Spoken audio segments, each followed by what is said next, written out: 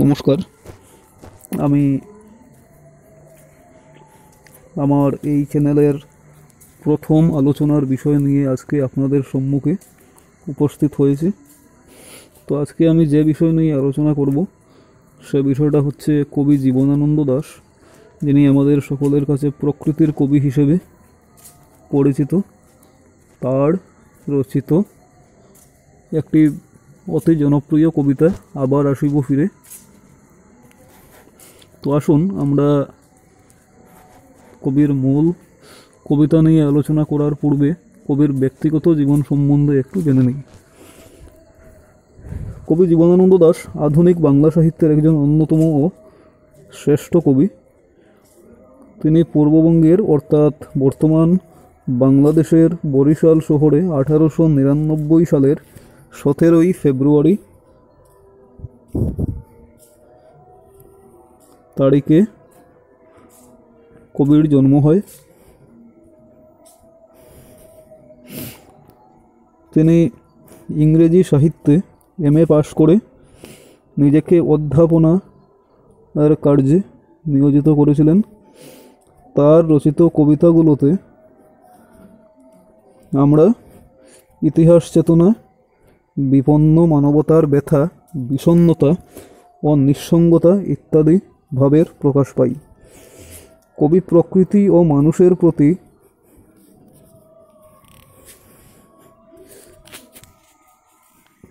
যে আকর্ষণ পোষণ করতেন তার কবিতাগুলোতে আমরা সেই ভাবের অত্যন্ত সুন্দরভাবে একটা চিত্রকে লক্ষ্য করি।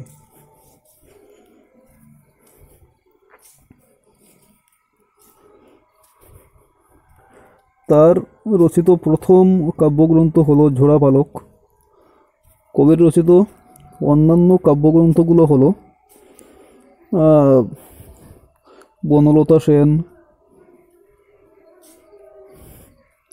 রূপসী বাংলা, সাতটি তারার তিমির এবং অন্যান্য।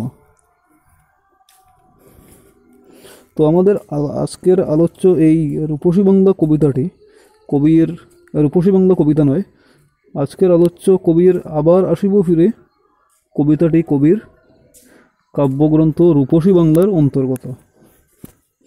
তো আসুন এখন আমরা কবির এই আবার আসিব ফিরে কবিতাটি নিয়ে আলোচনা করি।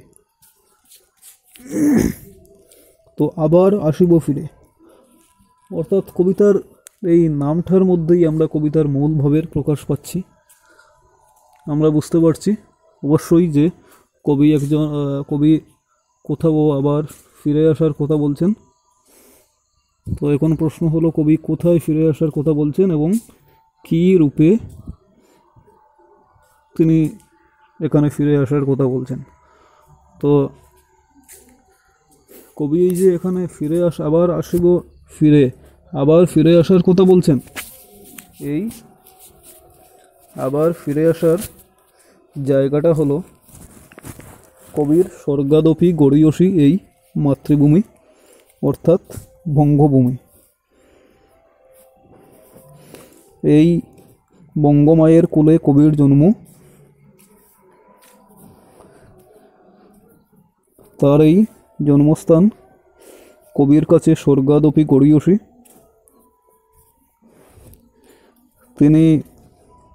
কবির জন্মস্থান এই বঙ্গভূমির নিঃস্বর্গ সৌন্দর্যে বিভোর।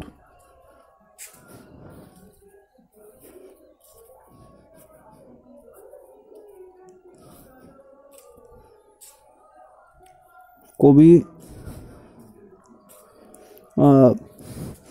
এই যে নিঃস্বর্গ অপরূপ সৌন্দর্যে পরিপূর্ণ এই বঙ্গভূমি, সেই বঙ্গভূমির অপরূপ সৌন্দর্যকে তিনি কোনোদিনই বলতে পারবেন না।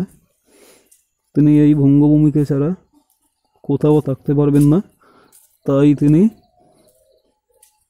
বলছেন যে তিনি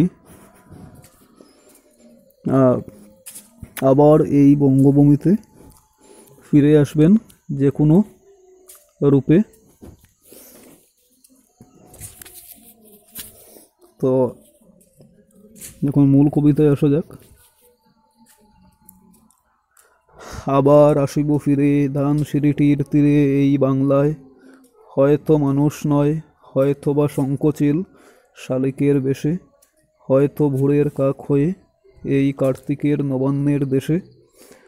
কুয়াশার বুকে বেশে একদিন আসিব এ কাঁঠাল ছায়ায়, হয়তো বা হাঁস হব কিশোরীর ঘুঙুর রহিবে লাল পায়।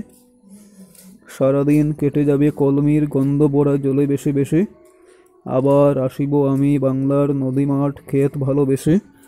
জলাঙ্গির ঢেউয়ে ভেজা বাংলার এ সবুজ করুণ ডাঙায়, হয়তো দেখিবে চেয়ে সুদর্শন উড়িতেছে সন্ধ্যার বাতাসে, হয়তো শুনিবে এক লক্ষ্মী পেঁচা ডাকিতেছে শিমুলের ডালে, হয়তো খইয়ের ধান ছড়াতেছে শিশু এক উঠানের ঘাসে। রূপসার ঘোলা জলে হয়তো কিশোর এক সাদা চেরা পালে, ডিঙাবায় রাঙা মেঘ সাতটায় অন্ধকারে আসিতেছে, নীরে দেখিবে ধবল বুক আমারেই পাবে তুমি ইহাদের ভিড়ে।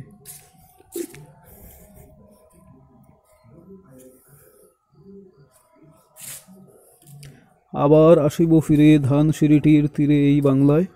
কবি এখানে বলছেন কবি আবার ফিরে আসবেন এই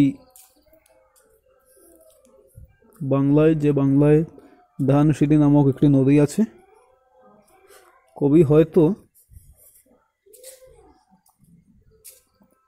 মানুষ রূপে আসবেন না, তিনি হয়তো শঙ্খচিল বা শালিকের বেশে আসবেন। এই শঙ্খচিল এবং শালিক হলো এক ধরনের পাখি বিশেষ।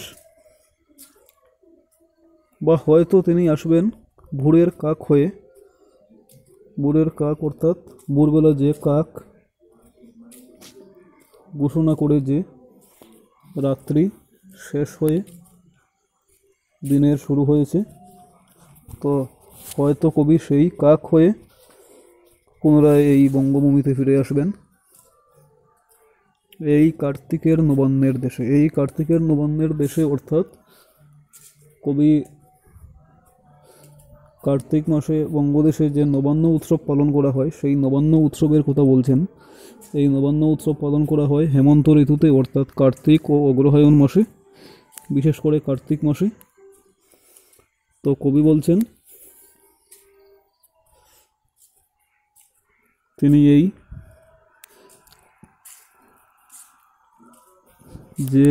এই বঙ্গভূমিতে ফিরে আসবেন কার্তিকের নবান্ন উৎসব যে বঙ্গভূমিতে পালন করা হয়। এই নবান্ন উৎসব হলো বঙ্গভূমিতে কৃষকদের দ্বারা আয়োজিত এক উৎসব, যে উৎসব কৃষকরা হেমন্ত ঋতুতে নতুন ধান কাটার পর তাদের নতুন অন্ন, নতুন চাল গ্রহণ করার উপলক্ষে যে উৎসব পালন করে থাকে সেই উৎসবই নবান্ন উৎসব হিসেবে পরিচিত।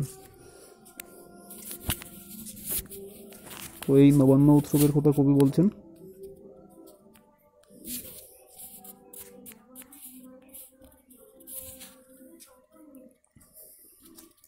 কুয়াশার বুকে বেশে একদিন আসিব এ কাঁঠাল ছায়ায়। এ কাঁঠাল ছায়ায় অর্থাৎ বঙ্গদেশে বঙ্গভূমিতে অনেক কাঁঠাল গাছ আছে, তিনি এই কাঁঠাল গাছের ছায়ায় ফিরে আসবেন। হয়তো বা হাঁস হব কিশোরীর ঘুঙুর রহিবে লাল পায়। কবি হয়তো একটি কিশোরীর হাঁস হয়ে ফিরে আসবেন, যে হাঁসটির রাঙা পায়ে থাকবে কিশোরীর দ্বারা বেঁধে দেওয়া একটি ঘুঙুর। সারাদিন কেটে যাবে কলমির গন্ধ পড়া জলে বেশে বেশে। এই কলমি হলো এক ধরনের জলজ উদ্ভিদ বিশেষ, যেটাকে আমরা শাক হিসেবে বক্ষণ করে থাকে। তো এখানে হ্রাস হয়ে ফিরে আসার পর কবির সমস্ত দিন কাটবে অর্থাৎ অতিবাহিত হবে এই কলমির গন্ধ ভরা বাংলাদেশের জলে ভেসে ভেসে। আবার আসিব আমি বাংলার নদী মাঠ ক্ষেত ভালোবেসে। কবি আবার এই বঙ্গভূমি যেখানে অনেক নদী মাঠ ক্ষেত আছে, ক্ষেতের ভূমি আছে, এই বঙ্গদেশে এই নদী মাঠ ক্ষেতকে ভালোবেসে আবার তিনি ফিরে আসবেন জলাঙ্গির ঢেউয়ে ভেজা বাংলার এ সবুজ করুণ ডাঙায়। জলাঙ্গি অর্থাৎ যার অঙ্গে জল আছে, অর্থাৎ কবি এখানে এই তার স্বর্গাদপি গরীয়সী বঙ্গদেশের কথা বলছেন, বঙ্গভূমির কথা বলছেন। আমরা জানি এই বঙ্গভূমি, বাংলাদেশ একটি নদীমাতৃক দেশ, একটি নদীমাতৃক ভূখণ্ড, অর্থাৎ এখানে অনেক নদ নদী আছে। তো কবি এই বঙ্গদেশের অনেক বিভিন্ন নদ নদীর ঢেউয়ে ভেজা এই বঙ্গদেশের এই সবুজ করুণ ডাঙায় ফিরে আসবেন আবার। হয়তো দেখিবেছে সুদর্শন উড়িতেছে সন্ধ্যার বাতাসে। সুদর্শন হলো এক প্রকার পাখি, তাছাড়া সুদর্শন নামে এক প্রকার পতঙ্গও আমরা দেখতে পাই এই বঙ্গদেশে। তো যাই হোক, কবি বলছেন এই পতঙ্গ ই হোক আর পাখিটি হোক, এই সুদর্শন হিসেবে কবিকে আমরা দেখতে পাব সন্ধ্যার বাতাসে, সন্ধ্যাকালের বাতাসে। হয়তো শুনিবে এক লক্ষ্মী পেঁচা ডাকিতেছে শিমুলের ডালে। লক্ষ্মী পেঁচা, লক্ষ্মী পেঁচা হলো মা শ্রী লক্ষ্মীর বাহন, যে পেঁচা সাদা রঙের অধিকারী, শ্বেত বর্ণের হয়ে থাকে যে পেঁচাটা। তো হয়তো আমরা শিমুলের অর্থাৎ শিমুল গাছের ডালে এক লক্ষ্মী পেঁচার ডাক শুনতে পাবো। এই লক্ষ্মী পেঁচাটাই হবেন হয়তো কবি। হয়তো খইয়ের ধান চড়াতেছে শিশু এক উঠানের ঘাসে, অর্থাৎ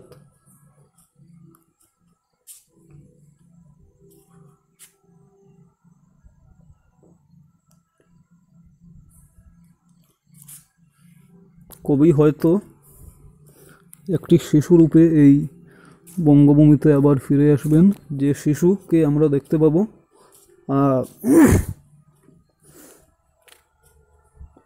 ধান ছড়ানো অবস্থায় উঠানের ঘাসে খইয়ের ধান, হয়তো খইয়ের ধান চড়াতেছে শিশু এক উঠানের ঘাসে, অর্থাৎ একটি শিশু উঠানের ঘাসে খইয়ের ধান, অর্থাৎ যে ধান থেকে খই তৈরি হয় সে ধান চড়াচ্ছে উঠানের ঘাসে। রূপসার ঘোলা জলে হয়তো কিশোর এক সাদা চেরা পালে। রূপসা, এখানে কবি একটি নদীর কথা বলছেন। রূপসার ঘোলা জলে হয়তো কিশোর এক সাদা চেরা পালে ডিঙাবায়। হয়তো কবি একটি কিশোর হিসেবে, একটি কিশোরের রূপে জন্মগ্রহণ করবেন এই বঙ্গভূমিতে, যে কিশোর রূপসার ঘোলা জলে সাদা ছেঁড়া পালে ডিঙা বাচ্ছে। ডিঙা অর্থাৎ ছোট নৌকা। রাঙা মেঘ সাতরায়ে অন্ধকারে আসিতেছে নীরে, দেখিবে ধবল বক। রাঙা মেঘ, কবি এখানে মেঘকে রাঙা বর্ণে কল্পনা করছেন। রাঙা বর্ণের মেঘকে কবি এখানে কল্পনা করছেন। তো এখানে হয়তো আমরা দেখতে পাবো বিকেলবেলা অন্ধকারের মধ্যে একটি ধবল বক অর্থাৎ একটি সাদা বক রাঙা মেঘ সাত্রিয়ে অন্ধকারে তার নীর অর্থাৎ পাখির বাসা অর্থাৎ সেই সাদা বকটি রাঙা মেঘের মধ্যে সাত্রিয়ে সাত্রিয়ে অন্ধকারে তার নিজের বাসস্থানে ফিরে আসবে। আমার এই পাবে তুমি ইহাদের ভিড়ে, অর্থাৎ এই যা যা কিছু বললেন কবি এখানে, সেই এগুলোর মধ্যে আমরা কবিকে পাবো, দেখতে পাবো। তো এখানে আমরা সর্বোপরি এখানে আমরা দেখতে পাই কবির যে এই সুজলা সুফলা নিঃসর্গ সৌন্দর্যমণ্ডিত যে বঙ্গভূমি, এই বঙ্গভূমিকে কবি কোনোভাবেই বলতে পারবেন না। এই ভাবটাই সুন্দরভাবে প্রকাশিত হয়েছে।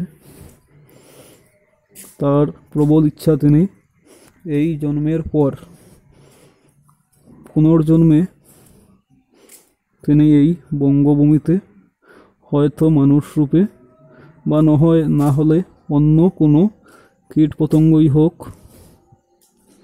অন্য কোনো প্রাণী হোক, যে কোনো রূপে, যে কোনো একটি রূপে তিনি এই বঙ্গভূমিতে আবার জন্মগ্রহণ করবেন। তো এটাই ছিল এই আবার আসিব কবিতার মূল ভাব। তো সব শেষে আমরা দেখতে পাই যে কবিতাটির যে কবির নামকরণ করেছেন আবার আসিব ফিরে, কবির এই নামকরণটি আমরা উপরোক্ত আলোচনা থেকে নিঃসন্দেহে বলতে পারি কবির এই নামকরণটি সম্পূর্ণ সার্থক। কবি এখানে আবার আসিব ফিরে অর্থাৎ এই বঙ্গভূমিতে আবার ফিরে আসার কথা বলছেন। সমস্ত কবিতা জুড়েই কবির এই ভাবের প্রকাশ আমরা লক্ষ্য করি। তাই আমরা নিঃসন্দেহে বলতে পারি কবির এই নামকরণ সম্পূর্ণরূপে সার্থক হয়েছে। তো এটাই ছিল এই কবির রচিত এই আবার আসিব ফিরে নামক কবিতাটির মূল বিষয়। ধন্যবাদ।